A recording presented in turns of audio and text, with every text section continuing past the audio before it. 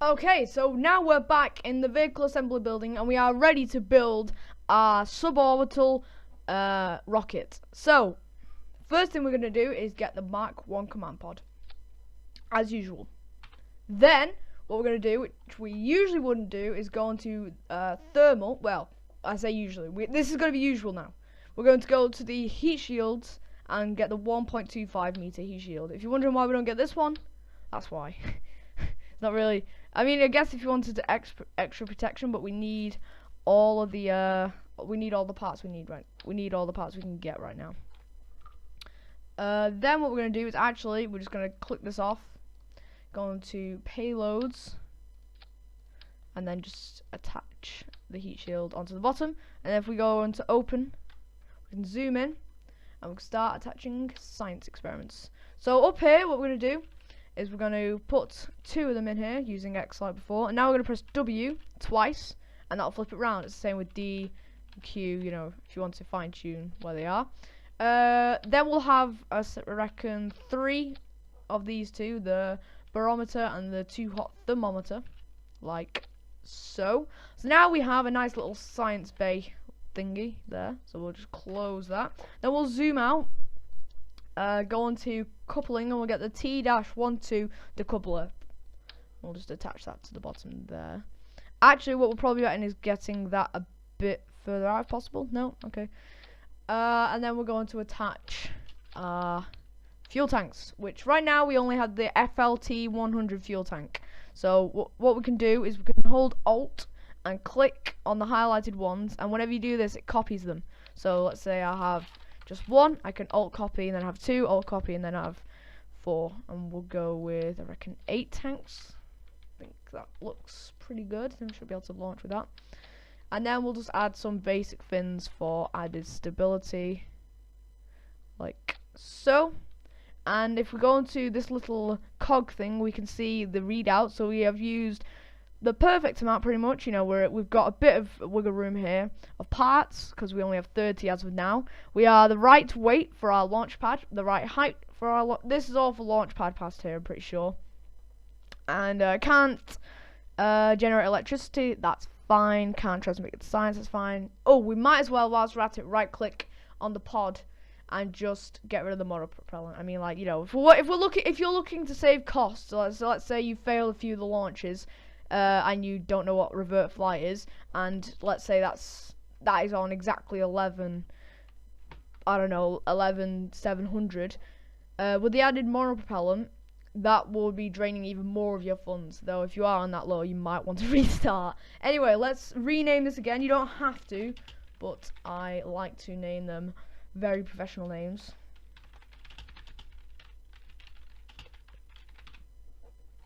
And then we are ready to launch Gucci 2. So unlike Gucci 1, this uses I think the term is hypergolic fuel, though don't quote me on that. Basically, it just means it's not solid fuel, which means it can change the amount of fuel that you're consuming with the engine. So using the shift and control keys, you'll get it up to 100%, or of course you can just press Z, which get you up. Turn SAS on by pressing T, and then when it's glowing, that means it's on. And what we're going to do is we're going to launch by pressing space now. And then what we're going to do is when we get to 200 meters per second, we're going to start tilting to the right by pressing D ever so slightly, by tapping D, which means that you're not like completely like force it sideways, which means you might flip the rocket. So like if you look at my engine here, that each time it turns, I'm pressing D. So as you can see, and you can probably hear it on the microphone because my microphone for some reason has become way more sensitive than usual. We are slowly making our way over to 90. Now it doesn't have to be exactly 90, but it's making our way over to 90. So basically if you get to 90, stop turning. And now that we're at 700, we're going to throttle down to about 3/4 so that we're not using as much fuel.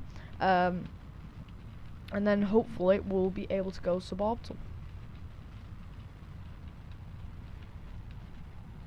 So now that we're at now we're at 25,000 feet, we're just going to full throttle to just smash our way through the atmosphere with the last little bit of fuel we have. And then we're going to decouple to save weight. And hopefully, yes, we are going to leave the atmosphere. So now what we're going to do, because we're in high atmosphere, we're going to quickly gather some science data. So not a crew report, because we can't reset them since we can't go on EVA as of now. Because EVA only works when you're on the surface of Kerbin with the level 1 astronaut complex, which means that we can't go on EVA to collect our experiments when we're in space. So we're approaching space now. And we are ready to collect our second round of experiments. So we're going to log pressure. We're going to log the temperature. We're going to go around and observe the mystery goo. And we're going to, of course, get the crew report. Excellent. Now that we're in space, we can time warp up till we're coming back down. And you'll be able to tell that we're coming back down. One, by the fact that altitude is very quickly declining. And two, because the vertical speed indicator has gone from, it'll be about 1,000, close to there, all the way down to about here. So you know that we're heading towards the atmosphere now. And the atmosphere, for anyone who wants to take notes, is 70,000 meters, or 70 kilometers.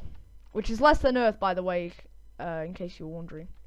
So now we're entering the atmosphere. What we're going to do is point ourselves retrograde, which means that our heat shield will be entering first, and not our command pod, which is well, we don't want that because our command pod doesn't have a heat shield, which means it'll explode, it'll burn up and explode in the atmosphere. And in real life, re-entry heating is a lot more punishing than in Kerbal Space. I mean, like, you know, if you have no heat shield, you can make it through, whilst in real life, as we have had to learn the hard way, unfortunately, in some cases, the rocket will literally melt. It's that hot. So now we're coming through the atmosphere at extremely high speeds. Not very high, but it's, to be honest with you, it's pretty fast. Jeb's going to experience some ludicrously high Gs. Maybe not. No, yep, it's going up to I think that's 10 G there. And we can hear our lower stage burning up in the atmosphere down there. And that's it contacting the ocean at a very high speed. So what we're going to do now is press space. And our chute should deploy. We can press T to deactivate SAS since it's unnecessary whilst we're heading down to Kerbin. And what we're going to do is we're going to use them extra 2 thermometer and barometer to log some data. Now we don't need this data from the mystery goo as we got it before near the Kerbal Space Center. Although this might be classed as an ocean, but you can get extra data if you really need it. I don't think we'll really need this. And what we can do, if you really want to save weight, say you're going in too fast, you can always eject the heat shield. But to be honest with you, it's a bit unnecessary. But if you want to do that, you can right click on it and just click jettison. So now we're about to splash down. There we go. So we don't need any data from the ocean since we've already got it. So we can just recover the vessel. And there we go. 84 science. That's not half bad, I would say. So we'll next, and there we go. Jeb hasn't leveled up, unfortunately, because he didn't really do anything worthy of leveling up. And look, we completed our contract, so we've got some extra science and reputation from that, which is always good. So now we're going to head back into R&D, and we're going to unlock general rocketry, advanced rocketry, and basic science. This means we get to the Science Junior and the Terrier engine and the LVT 400 fuel tank. These components are highly necessary for our next mission, which is going for orbit. So what we'll do now is go into mission control and let's see if there's anything we need. No. So what we'll actually do is right click on the astronaut complex and click upgrade. Now our Kerbal will be able to perform EVA. And then we'll right click on the launch pad and click upgrade.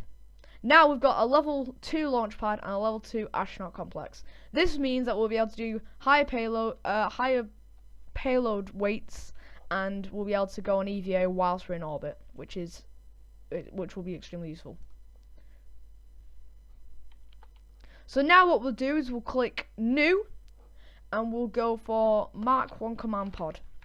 And we'll zoom in, and we're going to do something which is extremely useful. We're going to use the experiment storage unit. And what we're going to do is attach that to the top of our ship. And then we're just going to use the Mark 16 parachute. This means that we don't need to come down with all our science experiments, and we can let them burn up. And I'll explain more of that when we're in orbit. So what we'll do is put a decouple there. And since we only need Science Junior experiments, we'll put, I reckon, 3 of them. No, we'll do just 2. 2 of them. And an FLT 400 fuel tank. Then, we're going to go to the T-12 decoupler. I'm going to add 4 of these. Then we're going to add a swivel engine. Then what we're going to do, actually no, that should be alright. In fact, what we can do is actually get rid of this and replace it with a Reliant engine. Now this engine doesn't have gimbal, which means that it can't turn by itself, so we'll be relying on the ship's reaction wheels. So it may not turn as fast, but don't worry, that's normal. So this is going to be the Gucci 3. We'll just call this E. So hopefully this rocket will get us into orbit, and if it doesn't, then you won't see this because I'll have to retake it, and you might see it on some bloopers or whatever, I don't know. So here we are preparing to launch. Now this rocket wasn't that expensive, so if this all goes pear-shaped, then all your main priority will literally just be to save Jeb. And to be honest with you, that's fine. It's relatively easy to do. So as usual, throttle up to 100%, SAS turned on. This is, by the way, meant to be like a checklist, so if you have a checklist, if you're brand new, then make sure these are all ticked off. You don't have much to do. Basically just Z for throttle to 100%, T for SAS on, and then space for launch. Now since this is a bit of a heavier rocket, we're going to wait till we are at least, I'd say, 8,000 meters up, and we'll say then we should have enough velocity to begin our gravity turn to 90 degrees. So when you're flying, if you start going off course, just try and slowly press the D key to correct yourself slightly. It doesn't matter if you slightly go off your heading, but it's always better to be trying going directly up if you want to get some good speed.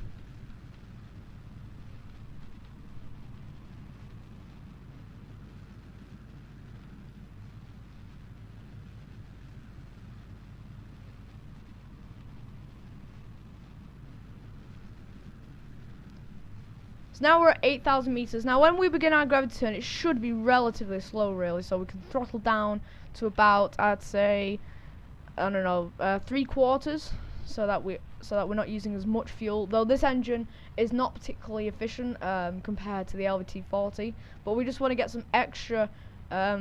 Propulsion when we're heading up into space.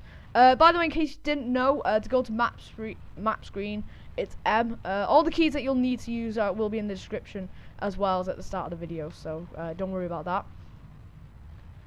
So now we're at pretty good speed, and we're high enough in the atmosphere that our reaction wheels will be working much better, so we can start to throttle up a bit more and start heading towards 90 degrees much quicker now. Now, in this situation, if your rocket flips, my advice would probably be to decouple from your main stage and then just wait till you level off with your I stage. So we're going to decouple now and activate our Terrier engine, and we're just going to get a observation. And look at that, 22.5 science. That's pretty good. We can just close them doors as well. And now we've got a high enough orbit. We've got a high enough orbital trajectory. Well, I don't know what it would be, suborbit or something. I don't know. I'm not a professional. I'm just a geek who likes playing Kerbal Space. So don't judge me. So when you're approaching, let's say your orbit is about 130. When you're approaching 90 kilometers, you're going to just point to about 20, like this 20, and then you're just gonna full throttle. Now I've gone to the map screen. We can see that our orbit is stretching out. So just keep an eye on our fuel as well by clicking on this little fuel gauge. This shows all our readouts, but we're looking at the fuel. I'm just going to go to quarter throttle. Excellent. And now what we're going to do is we're going to go up to about, I'd say, not too close to the apoaps, about there. And we're going to go onto our side, and we're just going to quarter burn and then time accelerate.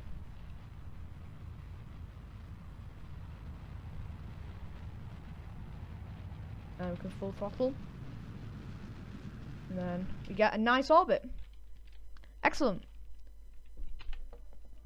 So what we're going to do now is we're going to observe the materials bay, the one that you haven't used, and now it's a good 25 science. So we're already on over 50 science, and then we're going to go EVA, we're going to let go, we're going to go to RCS, and now we can RCS is R, by the way, and then just EVA report, collect that, have a fly around if you want, and then when you want to get back, fly up to your pod, press F, and then press B to board, and then T.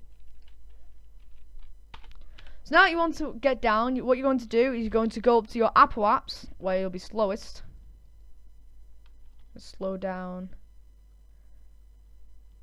there, and then you're going to tilt yourself over to retrograde, and you're just going to full throttle.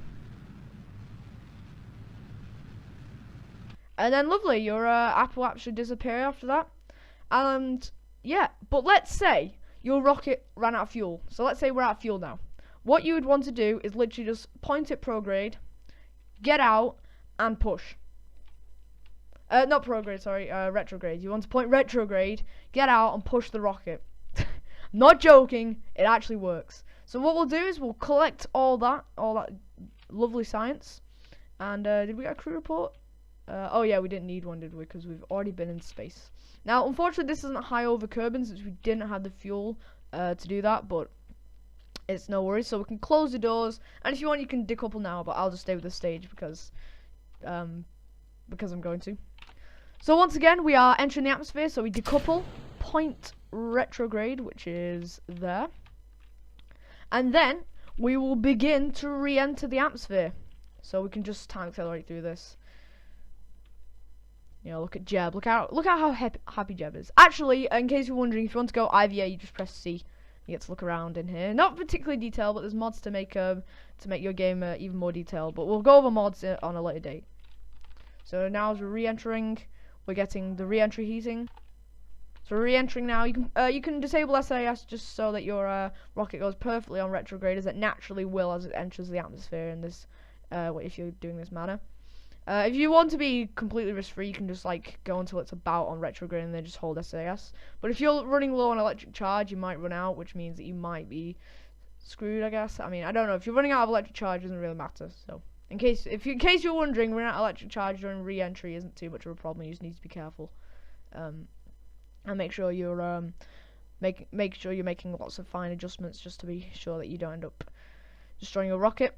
More importantly, your crew. So you can collect that. You can take some thingy crew reports if you haven't got any at this point, and just let the rocket fall through the atmosphere. So we'll just wait till our parachute indicator turns to normal. We can deploy our parachute and fall pretty peacefully towards Kerbin. Since it's so dark, you can't quite see where we're falling. You'll be able to see it because Bandicam seems to make everything look brighter, I hope.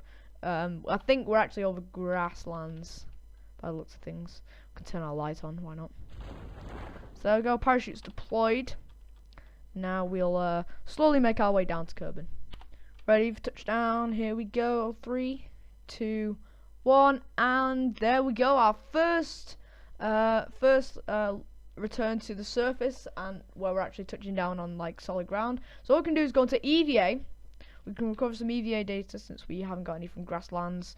We can jump off, and what we can do here is first of all turn on our light by pressing U. Maybe L for U. For some reason it's U for me. So we're gonna get an EVA report. Oh no, we already got one, didn't we? We're gonna plant a flag, and what we're gonna do is type in Gucci 3 landing site. Nice.